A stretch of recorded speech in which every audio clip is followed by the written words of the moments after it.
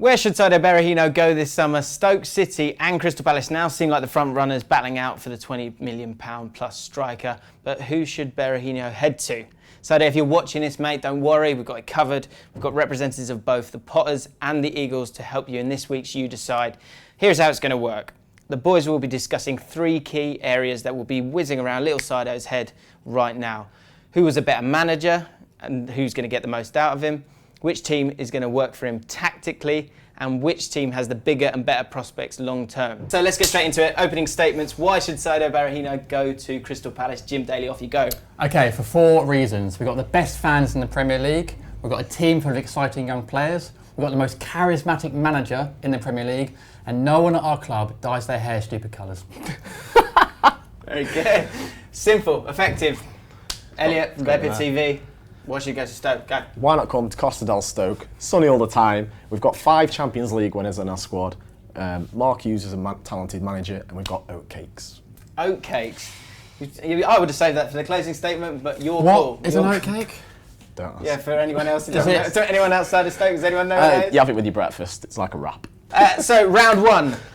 When you're Saido Berahino and you're thinking, which club should I go to? And it looks like he's going to go to one of these 2. You've got to think which one of these 2 managers is going to get the best out of him. So, Pards or Mark Hughes? Should we start with Pards? Yeah. What's Pards got over Mark Hughes? No, nothing. He's got dance moves. Yep, I saw that. He's got that. He's got dance moves over any manager in the Premier League. Pards is definitely a sort of arm around the shoulder kind of manager, and I think he's very good at getting the best out of any sort of player, and particularly when it comes to players who might have attitude problems, in quote marks. For example, Wilf Zaha last season, hugely talented player, but has had a history of finding his form going up and down and struggling with attitude. He's been, back in the day, he used to get sent off a lot, get very frustrated. Even last season was going through periods where he was getting fouled a lot, getting up, standing up to defenders. But under Pardew last season, we saw a maturing in Wilf, where actually he just got on with his football.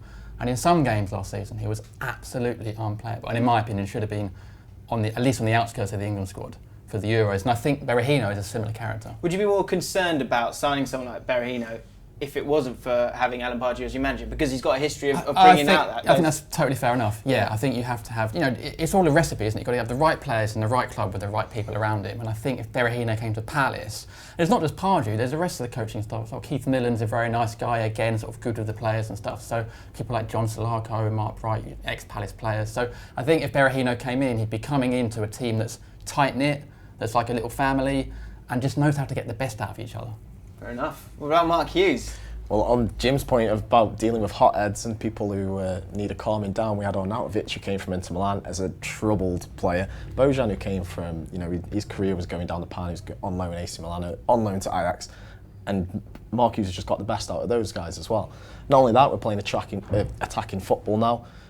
That's why we've been compared to Stoke Alona, or that's our nickname has been said. No one says that. Yeah, it is. Yeah, I've heard that twice in my entire life. Yeah, exactly. From you on Monday, yeah, exactly. Once again. So yeah, we've been attacking football, we're getting it down on the ground now, and our team's going places.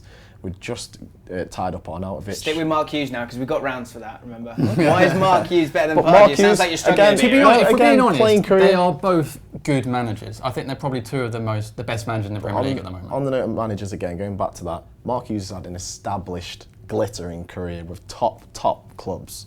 As a manager? Not as a manager. No, but you can bring that into your management when you're managing players, your experience, He's a good manager. has He's done Pardew really well at Stoke. He's turned them around, absolutely. But there's something better about Palace. There's something extra, and I think that is the Pardew factor. And I think if they're the right sort of player, which Berahino is, he can get the best out of them. Listen, Pardew, I know he divides people. Okay, some hate him, some love him, but he's a real character. And at the moment, this Palace team is where they are because of him. They are Pardew, and he is Pardew. That was going to sound a lot more succinct before I said it. But. Mark Hughes, with that career that he had, it's only the only reason that players like Bojan and Arnautovic are coming to the club is because of him, because of the places he's been, because of who he's worked with, and how much he knows. And it's him alone bringing those players to Stoke. He's a striker as well. And he's a striker, so he can teach Berahino God knows how much. Tricks of the trade. Tricks of the trade. Okay, so round 1, you guys don't get to vote for this, but for what it's worth, I'm going to decide each round from my own point of view. Can I say you're looking great? Thank you, Jim. And with that very comment, trim. either way, I think Pardew wins that one. You wins that 1-0 for me so far. Well done, mate. Very good. Lift it if you can. Yeah. Next bit is obviously these players. Well, Berahino has got to fit into the team.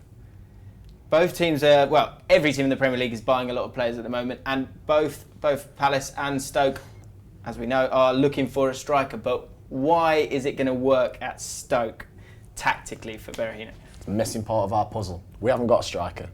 We've got the defence, we've got midfield, we've got attackers. We're missing an out-and-out striker who can score goals. When Berahino played up front in the Premier League, he scored 15 goals in a season. Then he's been cast away by Tony Pulis, and he wasn't able to recreate that last season. But for us, you've got a midfield feeding in of Afellay, Bojan, Shaqiri, Arnautovic, Bojan.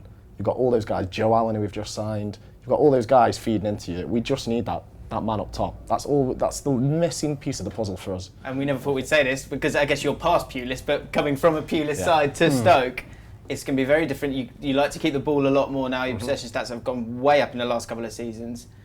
But Palace are a closer, more direct fit. We're also in comparison to West Brom, right? We're also in a post-Pulis era as well. That's similar. You've all been struck by that's similar. We share that. That's similar. They bid for Benteke, who's a completely different striker. Yeah, in the same way to Stoke though, we need a striker. This is the thing. We definitely need a striker, and it almost comes down to any striker. Yeah, definitely. I mean, I think the way we play, we do need someone who's a bit more direct.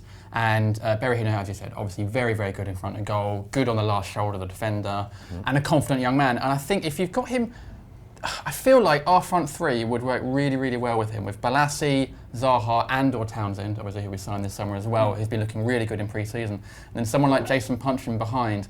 It just seems like they're sort of similar sort of players, and I think they could get something going.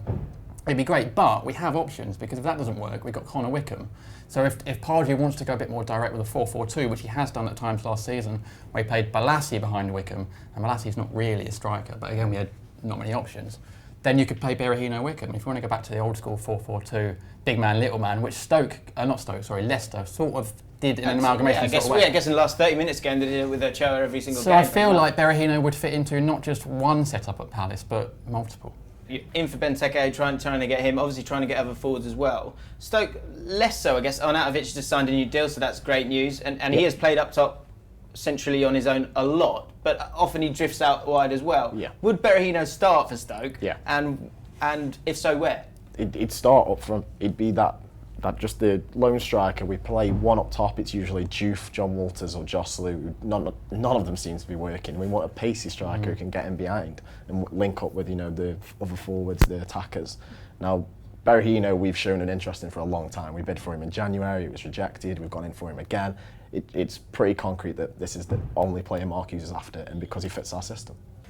He has that Ian Wright little aspect to him, which I think would maybe work well there, but he likes to come and get the ball and get involved. That would suit Stoke a little bit better. So I'll tell you what, I'm giving you this one, Elliot. 1-1. One each. 1-1. That was close though. That was close. Okay, last one, and this is where the needle comes out. This is where this could come to fisticuffs now. Which team? And Saido, I hope you're still watching. I hope you're still taking all this in, taking notes down. Comment. Which team has the better long-term prospects, and essentially is a bigger, better proposition for Saido Berahino to go to? Elliot. Okay, I'll start. Stoke is just getting better and better, getting bigger and bigger and bigger. We come up from the Championship 9 years or so ago now. We're an established Premier League club, 9th for the past 3 seasons in a row, so close to Europe. We've been in Europe from the FA Cup when we made the FA Cup final, and that's where we're heading for. We've got an owner who's local, owns Bet365, a booming business in the gambling industry, and he's pumping money into that club. Next season, we are filling the corners at the stadium, so we're going to increase capacity, going to get bigger and bigger and bigger. We're pushing on. We broke our transfer record the past 3 windows in a row. We're now looking to do that again with Berahino. 20 million would break the 18 million for Mbula in January. And we're going places. I would say Palace and Stoke are in the same sort of category now. That team that's just outside the top 7 or 8, that's still spending big money, that's looking for Europe, that's trying to push on. That's all well and good, right? You're all getting bigger. We all know that, and QPR are still in the Championship, and that's fine. But being specific to Berahino here, in terms of long-term prospects, how does going to Stoke or going to Palace, how does that work out for him long-term? Well, like I say, we've got an owner who's pumping money into this club. He's a great owner, one of the best owners in the Premier League. I don't think we can argue that. Doesn't get involved. Because Berahino's got previous as well with owners. With owners. That's true. Yeah. And you know, he's pumping money into the club, and I can see us going places. If he wants to come to a club that's getting into trying to push for Europe, trying to push for finals. You know, we were unlucky this year. We went out on penalties in the semi-final of the Capital One Cup, which is something we keep on trying to do. And you want to come to us? Yeah, we've got a great owner as well, Steve Parish. Much like Coates, local man, done well. Parish is a little bit more guilty of speaking his mind. He's a PR man who knows how to talk in public. Right. Yeah. and talk. You should be a PR man. That's really good, Jim. That's pretty impressive. He's a Palace fan. He loves the club and he knows what to say. And he often says the right thing. And he's got lovely hair as well. This is a huge move for his career, isn't it? Oh, yeah. 22, got a bit of a troubled past. He needs to get it right this time. We're a team in the last couple of years that's built people's careers from players that have got nothing. Damien Delaney was about to quit football. Mile Jedinak playing in Turkey, going nowhere. Will Zaha went to United, didn't work out. Yannick Blassie, Plymouth Reserves. All these players have come from nowhere, come to Palace, and look at them now. And we're good at that. We're good at resurrecting players' careers. But, okay, all these players, Zaha, Blassie, Delaney, why not come to Stoke and play with people who've won Champions Leagues? Got that much more experience, Shaqiri, Bojan, Arnautovic, Muneza, they've all got Champions League winners' medals. I'm sure they can teach him a hell of a lot more in his career. On how to put on a medal. It's important. Imagine it. I've just What do I do? Like that. It's just a mess, isn't it? And those are photos that you've got to keep forever. Yeah, it's true. not a good look, is True. it? Pressure. So that was round 3. Look, my opinion doesn't matter here because we're going to get you to decide after they get their closing statements. But for round 3, Jim. What's in there? He's pulling at my heartstrings with that. I don't know. Just the fact, I don't know. Maybe that's just my own little bias there. I mean, I don't like Palace, but somehow, I don't know, I can connect with that story. Down south. But as I say, where you live. I didn't even use that. So, as I said, this is not about me, it's about the guys now. So they got one last closing statement, which they're going to do down the barrel to try and get your votes, and then you'll be able to vote on it. Who went first last time? I did. You did, Jim. So, Dan was going to have Jim and let him go first. Come to Stoke, a team on the up. Club, the owner is pumping in money. We're looking for Europe, we're looking to press on for finals. Mark Hughes is buying players all over the shop. We've got Champions League winners, and like I said before, oatcakes. Saido, come to Palace. You could do all that, but you could do it living in London. You'll get something for that. I will, yeah. Get away with that one. So the boys have given their opinion. I've given mine, but it's down to you guys to decide. Click right here now and make your vote. Stoke City or Crystal Palace? Where should Berahino go? If you enjoyed this video, give it a like and check out the other episodes of You Decide. We've got Ronaldo Bale and we've got Flav slagging off Leicester and saying he's ruined football. So go and check those out and make sure you vote as well. And Saido, if you're watching, mate, best of luck.